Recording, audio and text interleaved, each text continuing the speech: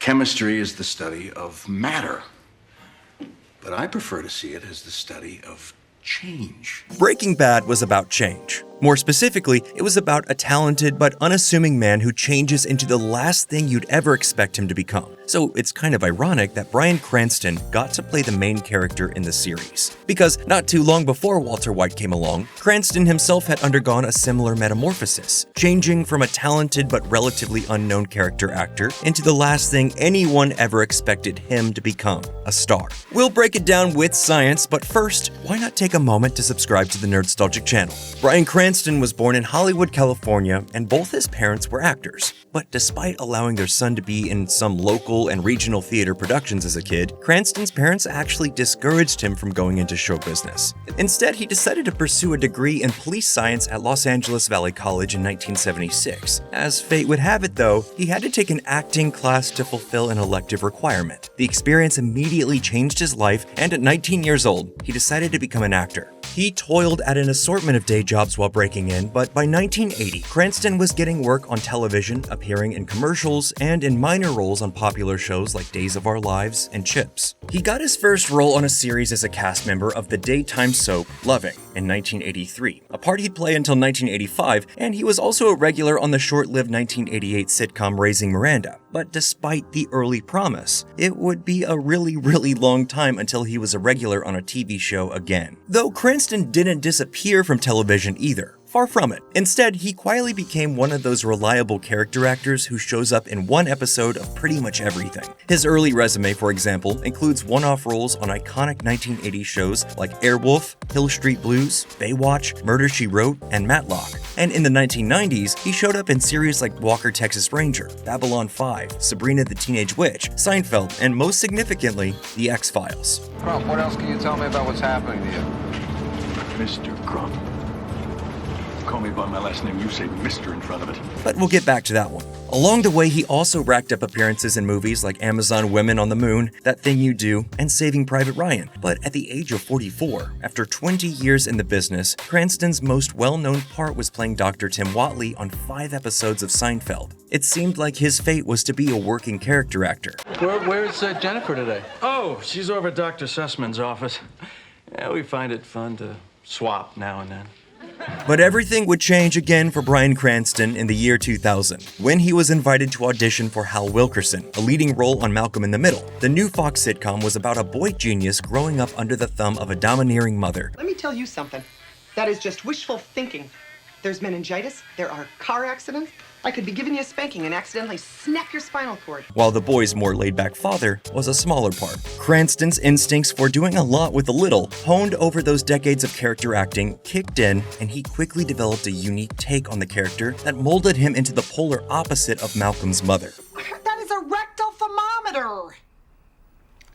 I'm gonna go brush my teeth. According to Cranston, he figured she's not afraid of anything, so Hal should be completely fearful. She's insightful, so Hal is obtuse. The clever and nuanced take created a delightful push and pull between the two characters that not only won Cranston the part, but also convinced producers to expand Hal's role on the series. Critically acclaimed and one of the better performing shows on its network, Malcolm in the Middle would run for 151 episodes over 7 seasons. Cranston's clownishly over-the-top performance as Hal earned him 3 Emmy nominations and quickly established him as one of the most gifted comic actors on television. Once that show was done, parlaying his success into a starring role in another sitcom would have been a safe, easy, and lucrative route for Cranston to take, but he wasn't really interested in any of those things. According to the actor, "I wanted a change of pace, and whether that meant a comedy or drama, it was going to be different because I didn't need the money anymore." That being the case, things were about to break in an unexpected direction. Remember when we mentioned his appearance on The X-Files in 1998? Well, that episode required Cranston to play a loathsome and villainous man who also had a deep, resounding humanity that made him sympathetic to the audience when he died. And it was written by a screenwriter named Vince Gilligan. Anyway, right around the time Malcolm in the Middle was wrapping up, Gilligan was producing a pilot for AMC called Breaking Bad. His top 2 choices for the lead role of Walter White were Matthew Broderick and John Cusack. but both turned him down. Recalling Cranston's performance as the thematically similar character from The X-Files, the actor became Gilligan's next choice. Network executives, however, were skeptical of casting the famously goofy Hal in their edgy new drama, and Gilligan himself admitted that had he only known Cranston from Malcolm in the Middle, he probably wouldn't have called him for Breaking Bad. But after Gilligan showed them Drive, the execs relented and Cranston got the part. Gilligan had originally envisioned Walter White as Mr. Chips turns into Scarface, but Cranston instead chose to play him as a man in the midst of a midlife crisis, changing himself from something ordinary to something extraordinary. Heisenberg.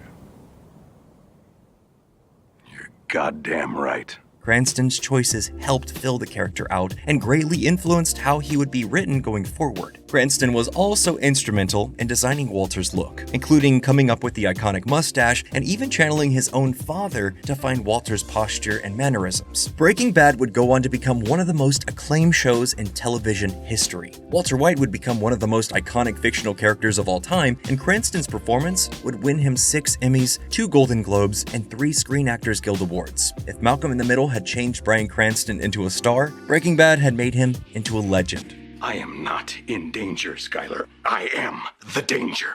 A guy opens his door and gets shot, and you think that of me? No.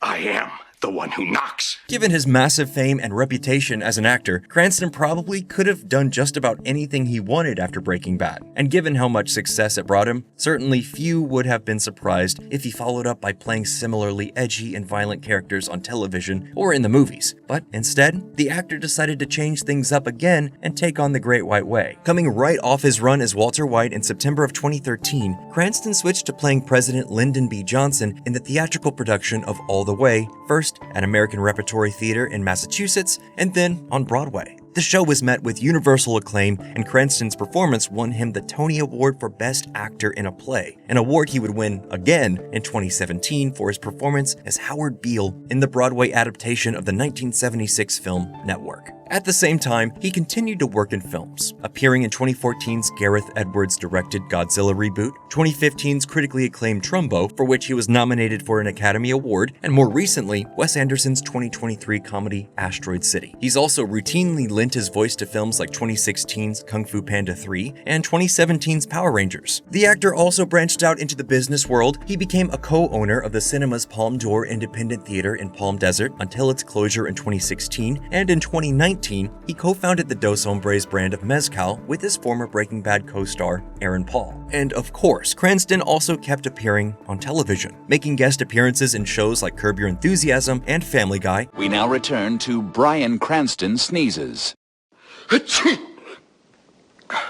you. And even briefly reprising his role as Walter White in El Camino and Better Call Saul. And in 2020, he returned to TV full-time by playing the title role in the dark, dramatic series Your Honor. The show was met with mixed reviews, but was successful enough to earn a second season, despite originally being conceived as a one-season miniseries. But the point is, Bryan Cranston could have easily continued to milk his success as Hal and be a sitcom star, or played crime bosses for the rest of his career after Breaking Bad. But instead, he's still finding success in wildly different roles across a host of different genres and mediums. And he did it by being open to change. In fact, he's so open to change, in 2023 he announced he was going to change the paradigm once again by hitting the pause button on acting so he could support his wife's career. So if you followed all that, he changed from a police science student to a character actor, to a comedy star, to a dramatic icon, into a businessman, and from a businessman into a thoughtful and supportive husband. The man's whole life and career path has really just been one big study in the power of change, a grand chemistry lesson from the great Heisenberg himself. So, what do you think? Are you a fan of Bryan Cranston? And if so, what's your favorite of his roles? Let us know down in the comments below, and if you enjoyed this video, you'll definitely find others you like if you check out the rest of the channel. As always, thank you for subscribing to Nerdstalgic.